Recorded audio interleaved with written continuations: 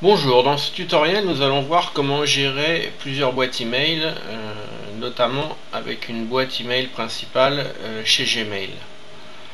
Alors, une des possibilités est d'installer sur son ordinateur un logiciel de courrier comme par exemple les plus connus Outlook, Windows Live Mail ou Thunderbird.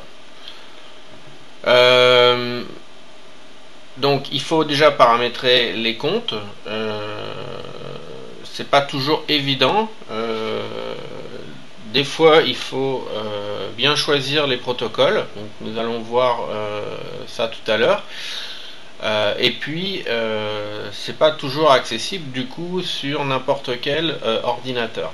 Néanmoins, les logiciels de courrier comme ça offrent quand même beaucoup de fonctionnalités, aussi bien au niveau de la mise en forme que de la gestion des messages ou que des alertes aussi.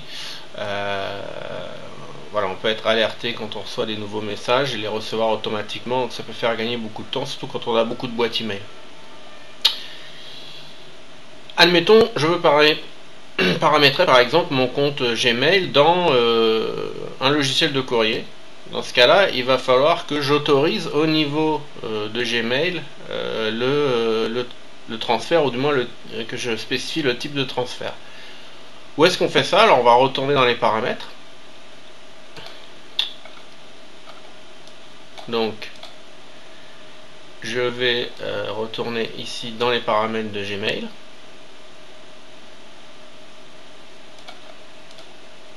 Ensuite dans paramètres.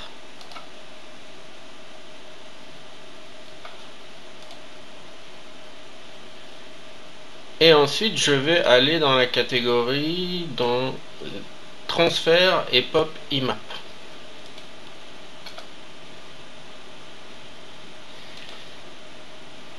Là j'ai deux possibilités, autoriser le protocole, activer le protocole POP ou activer le protocole IMAP, et puis évidemment je pourrais dans mon logiciel de courrier soit mettre les paramètres POP ou les paramètres IMAP.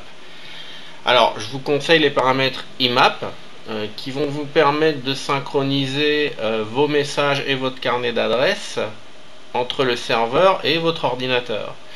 C'est-à-dire que si vous créez des dossiers sur votre ordinateur, ils vont se créer automatiquement sur le serveur. Et inversement, si vous créez un dossier sur le serveur, il se crée dans l'ordinateur. Donc du coup, si vous consultez votre boîte ailleurs, sur un autre ordinateur, euh, en vous connectant directement sur le webmail, vous retrouvez vos mêmes dossiers. Et puis si vous installez sur un autre ordinateur à nouveau un logiciel de courrier et que vous le reparamétrez en IMAP, du coup vous retrouvez vos mêmes dossiers dans l'autre ordinateur et les deux vont se synchroniser par l'intermédiaire du serveur. Donc si vous créez un dossier sur un ordinateur, il se répercute automatiquement sur l'autre ordinateur et inversement. Pareil pour le carnet d'adresse, donc du coup c'est assez pratique si on doit consulter ces messages euh, ailleurs et qu'on veut vraiment utiliser un logiciel de courrier. Je vous recommande fortement le protocole IMAP, puisque le protocole POP ne resynchronise que la boîte de réception. Et tous les dossiers créés et les carnets d'adresses et tout vont être différents et ne vont être que dans l'ordinateur même, des fois. Voilà, c'est pour ça qu'il y a aussi même des fois avec le protocole POP des options sur est-ce qu'on veut conserver une copie ou pas du message, etc. quand il est transféré. Bon, certaines options qu'on peut aussi activer au niveau du logiciel de courrier. Donc là par exemple il faudrait cocher donc plutôt activer IMAP et puis donc du coup après dans le logiciel de courrier faire le paramétrage. Alors on va pas voir comment faire le paramétrage dans un logiciel de courrier, ça pourrait faire l'objet d'un autre tutoriel. Euh, Pourquoi je vous parle de ça? Puisque Gmail peut, et c'est ça qui est pratique, faire office en quelque sorte de logiciel de courrier en ligne. C'est-à-dire que vous pouvez aussi dans Gmail synchroniser plusieurs autres boîtes email, centraliser plusieurs autres boîtes email. Pour faire ça, en fait, il faut aller dans le libellé compte. Et dans le libellé compte, vous allez avoir deux rubriques qui vont être intéressantes. C'est consulter les messages des autres comptes. Alors là, par contre, c'est le protocole POP3, donc tout n'est pas synchronisé. Donc là, effectivement, on a l'avantage d'un logiciel de courrier. Mais par contre, là, l'avantage, c'est que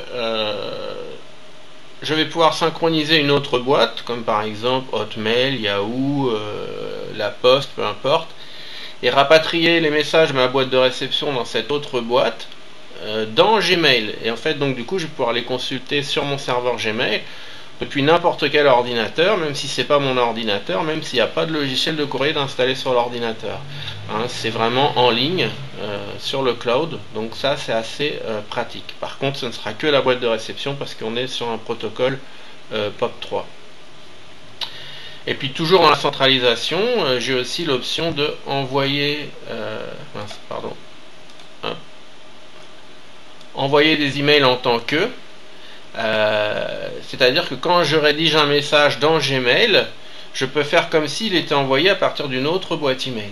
Et donc du coup, quand les gens répondent, la réponse peut arriver dans l'autre boîte email, alors qu'en fait je l'ai envoyé à partir de Gmail. Donc en fait, je peux centraliser au niveau de la réception, mais aussi au niveau de l'envoi. Donc on est presque dans le comportement d'un logiciel de courrier, sauf que c'est en ligne. Donc ça, c'est deux options qui paraissent intéressantes.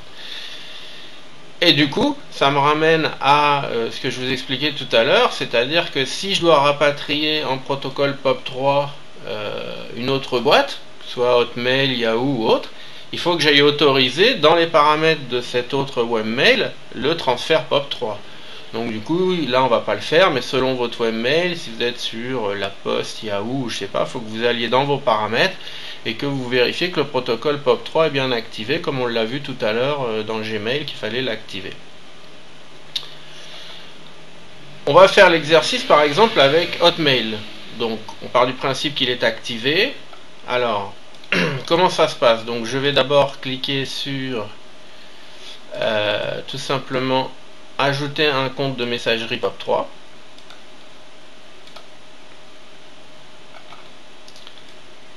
Là j'ai une petite fenêtre qui apparaît, je vais mettre mon adresse, l'autre adresse email, donc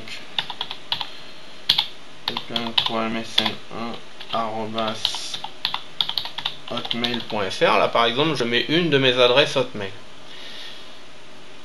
Et je passe à l'étape suivante.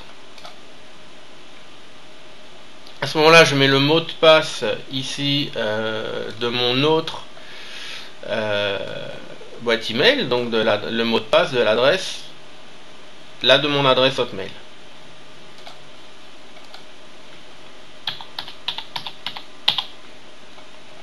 Alors vous voyez que Gmail détecte automatiquement les paramètres du protocole POP3 et le port de communication. Si ça marche pas, il faudra vérifier auprès de votre webmail ou faire une petite recherche sur internet pour savoir les paramètres exacts. Là, a priori, si on touche à rien, ça devrait bien fonctionner. Certains webmails conservent automatiquement une copie sur leur serveur, d'autres non. Alors si vous voulez être sûr de pouvoir conserver une copie de vos messages dans l'autre boîte email et non pas tout rapatrier uniquement dans Gmail, donc je vous recommande dans ce cas-là de cocher l'option conserver une copie.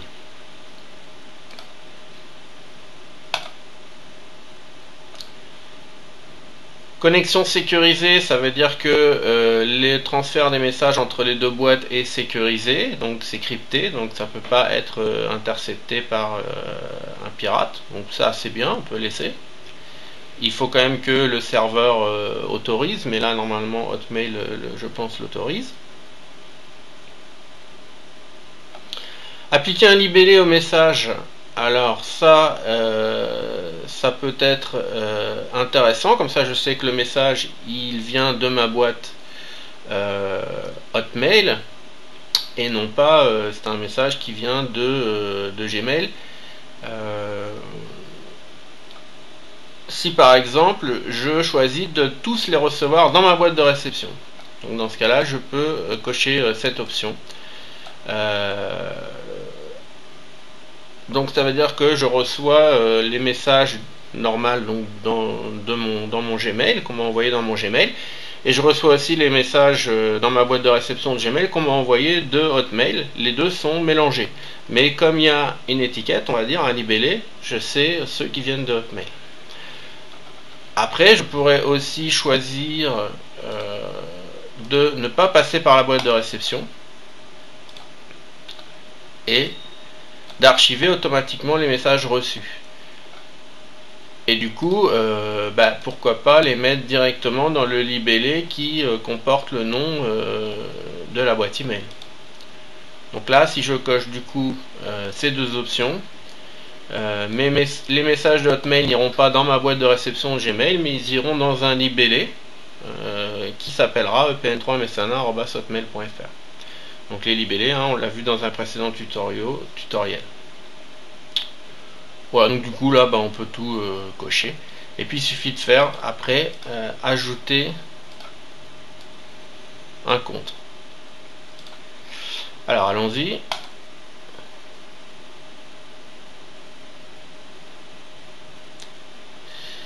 Il propose dans la foulée l'option est-ce que je veux pouvoir envoyer des emails en tant que l'adresse Hotmail. Alors ça on aurait pu aussi le paramétrer, vous voyez c'est encore visible derrière dans cette rubrique là, envoyer des emails en tant que.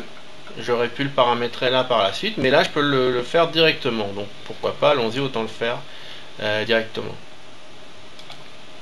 Je passe à l'étape suivante. Alors,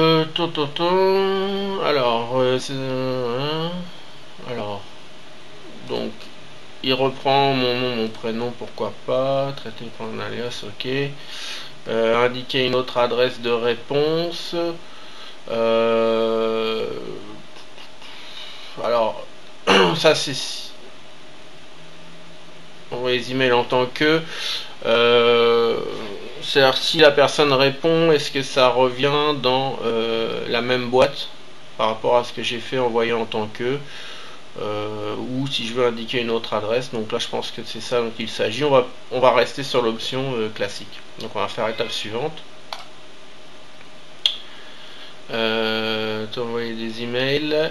Alors voilà, après quand je fais envoyer des emails en tant que, j'ai le choix soit que ce soit le serveur de Gmail qui les envoie ou le serveur de Hotmail. Donc je délègue l'envoi, Gmail va déléguer l'envoi au serveur de Hotmail. Bon, comme il suggère que la configuration est plus facile en laissant Gmail, donc on va laisser Gmail, là on va pas chercher compliqué. On va faire l'étape suivante. Voilà, donc on arrive presque à la fin. Confirmez votre adresse email. Donc on va faire envoyer la vérification parce qu'évidemment il veut vérifier que je suis bien le propriétaire de l'autre boîte email, hein, sinon ça serait trop facile, je pourrais récupérer les messages de quelqu'un d'autre. Donc envoyer la vérification. À cette étape là je vais aller dans mon autre boîte. Donc là je l'avais déjà ouverte dans un onglet ici à côté, hein, donc là pour l'instant dans mon navigateur Firefox je suis dans cet onglet là, mais tout à l'heure j'ai créé un autre onglet dans lequel j'ai ouvert ma boîte Hotmail. Donc je retourne dans ma boîte Hotmail, et là dans ma boîte Hotmail je viens de recevoir un message Gmail confirmation. Donc je l'ouvre et là il vous explique donc afin de pouvoir envoyer des messages, cliquez sur le lien ci-dessous pour confirmer votre demande. Donc en fait je vais cliquer ici sur le lien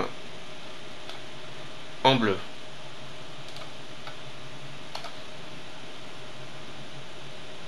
Voilà, et là c'est fini.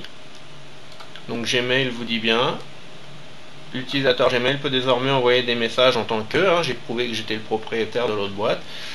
Je vais donc pouvoir revenir dans mon mail et on va voir tout ce qui a changé. Donc La première chose qui a changé, c'est que vous voyez que c'est créé ici dans mes libellés un nouveau libellé epn3msn1@hotmail.fr, et si je l'ouvre, je retrouve tous mes messages ici de Hotmail. D'accord? Donc j'ai bien centralisé la réception de mes messages de Hotmail ici dans Gmail. Vous voyez là ici le message MSN, calendrier Outlook. Si je retourne dans Outlook, boîte de réception, hop, vous voyez, je retrouve bien ici les mêmes MSN, calendrier Outlook, etc. Donc j'ai bien mes messages des deux côtés puisque je lui avais dit de conserver une copie. Donc ça, première chose intéressante, donc j'ai centralisé au niveau de la réception. Maintenant au niveau de l'envoi, si je fais un nouveau message, maintenant j'ai un nouveau champ qui apparaît, qui est le champ 2. Donc dans les précédents tutoriaux, on avait vu le champ A, le champ objet, mais là j'ai le champ 2. C'est-à-dire que là, j'ai une petite flèche. Et si je clique sur cette petite flèche, je peux choisir d'envoyer mon message en tant que mon adresse Gmail, cédriclerefer@gmail.com, ou en tant que mon adresse Hotmail, epn3msn1@hotmail.fr. Et dans ce cas-là, donc la personne qui recevra le message, si elle répond, ça ira dans mon adresse Hotmail. Comme si je l'avais envoyé à partir d'Hotmail, sauf que j'ai envoyé le message à partir de Gmail. Et comme là j'aurais pu que faire l'envoi, mais comme j'ai évidemment aussi centralisé la réception, bon du coup, si elle me répond, ça ira dans Hotmail, mais ce sera retransféré dans Gmail, donc j'aurai aussi la réponse dans Gmail, mais pas dans ma boîte de réception Gmail, mais dans le libellé epn3msn1@hotmail.fr. Voilà, donc deux options intéressantes, une option pour l'envoi et pour la réception, pour pouvoir centraliser plusieurs boîtes email dans sa boîte Gmail et tout consulter en ligne à partir du serveur depuis n'importe quel ordinateur sans installer de logiciel de courrier dans l'ordinateur. Donc ça, je le répète une dernière fois, vous l'avez donc dans les paramètres de Gmail en allant dans compte, et vous avez donc les options ici. Consulter les messages en tant que, et puis envoyer des emails en tant que, mais sachant que là on l'a fait dans la foulée tout à l'heure.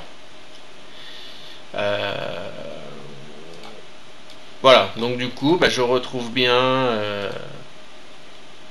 la boîte email que je viens de centraliser, que je viens de paramétrer pour être centralisée, et puis je pourrais aussi évidemment choisir de supprimer la centralisation. Comme je lui avais dit de conserver une copie, j'aurai toujours mes messages dans Hotmail, bien entendu. Je supprime juste la réception dans ce cas-là dans Gmail. Voilà, bon après il y a d'autres options, mais je pense que c'était celles-ci les plus intéressantes si vous avez plusieurs boîtes email à gérer. Je vous dis à bientôt pour un prochain tutoriel.